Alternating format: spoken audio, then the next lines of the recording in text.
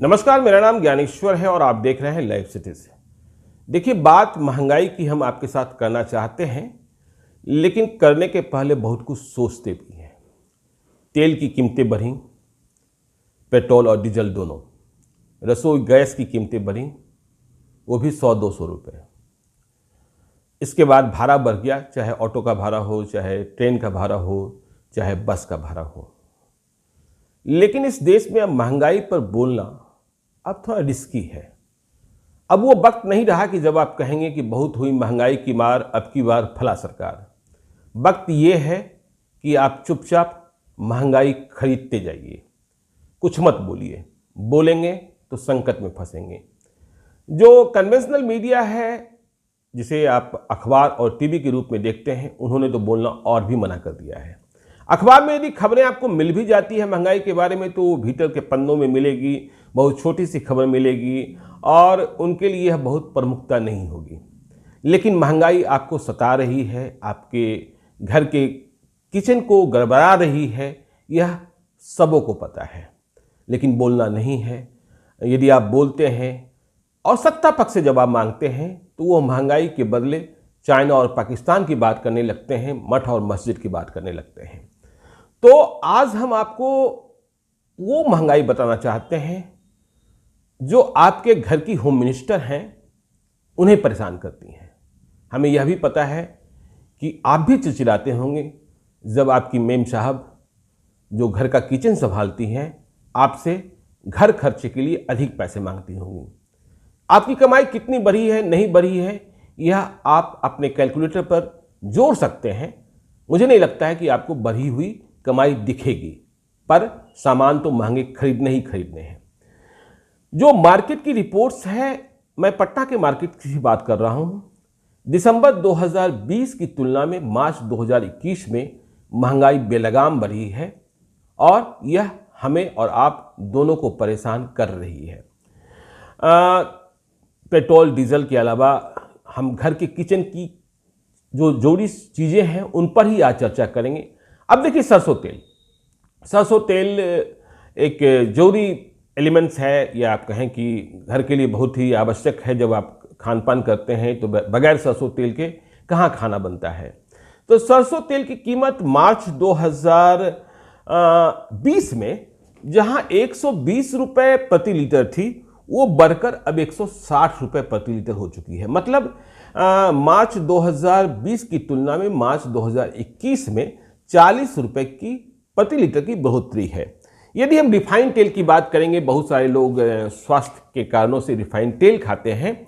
तो रिफाइंड तेल का हाल ये है कि दिसंबर 2020 में, मतलब 2020 में, जो 92 रुपये से 135 रुपये, 92 रुपीज़ से 135 रुपीज़ पर लीटर मिल रहा था, वो अब बढ़कर 135 रुपये से 150 रुपये प्रति लीटर हो गया है। मतलब जो 92 रुपीज़ प्रति लीटर मिलता था, उसकी कीमत 135 रुपये प्रति लीटर हो गई है, और जो 135 रुपये प्रति लीटर मिल रहा था, उसकी कीमत बढ़कर 150 रुपये प्रति लीटर हो गई है।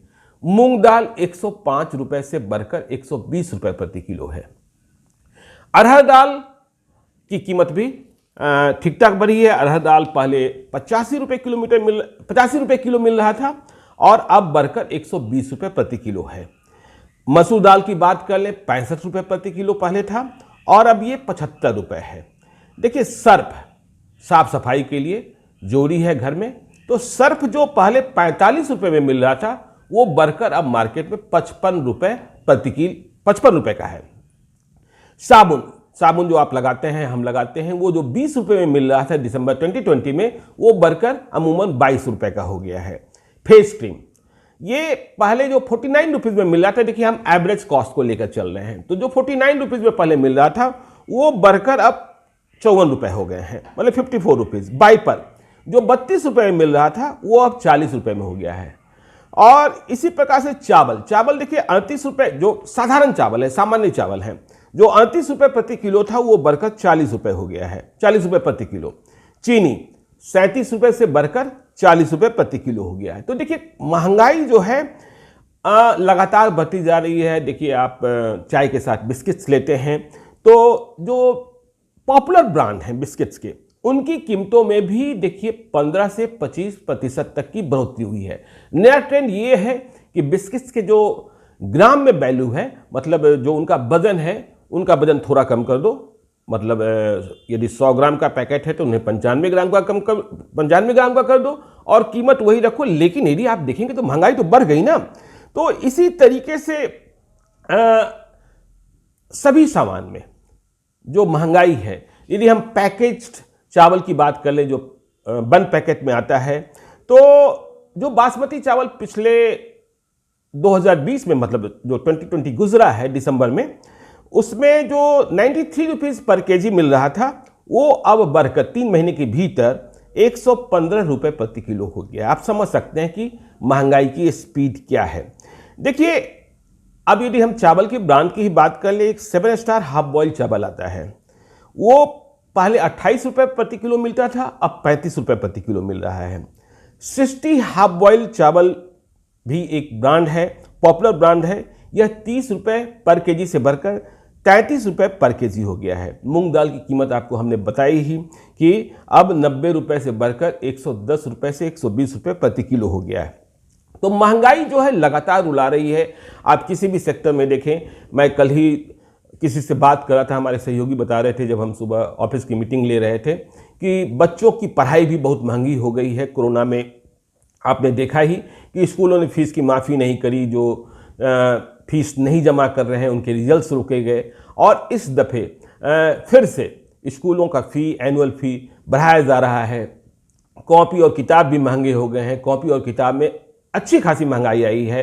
कहा जा रहा है कि लुगदी, जिससे कागज़ बनता है या किताब के पन्ने बनते हैं फिर जिन पर छपाई होती है, उनका इंपोर्ट जो है चाइना से बंद हो गया है, चाइना से नहीं आ रहा है। तो महंगाई बस अब झेलना है, बोलना नहीं है। बोलेंगे तो लोग कहेंगे कि आप राष्ट्रभक्त नहीं हैं, आप यह नहीं देखते हैं कि देश और कहाँ क्या कर रहा है।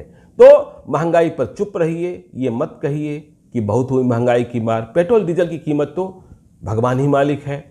हालांकि जब जब चुनाव आते हैं, किसी प्रदेश में चुनाव होते हैं, फिर से बंगाल में, केरल में, तमिलनाडु में चुनाव है, तो ट्रेंड जो दिखता है, पहले 10 रुपये 12 रुपये प्रति लीटर बढ़ा दो, इसके बाद 2-3 रुपये लीटर सस्ता कर दो, और जो कन्वेंशनल मीडिया है, जो प्रिंट है, अखबार हैं और टीवी हैं, वो कहेंगे देखिए देखिए देखिए ये इतने रुपए सस्ते हो गए। जैसे अभी आप सोना की कीमतों में देख रहे हैं, कहा जा रहा है कि पिछले इतने महीनों में इतना रुपया सस्ता हो गया, लेकिन आप ये नहीं बताते हैं कि पिछले इतने महीनों में बढ़ा कितना था।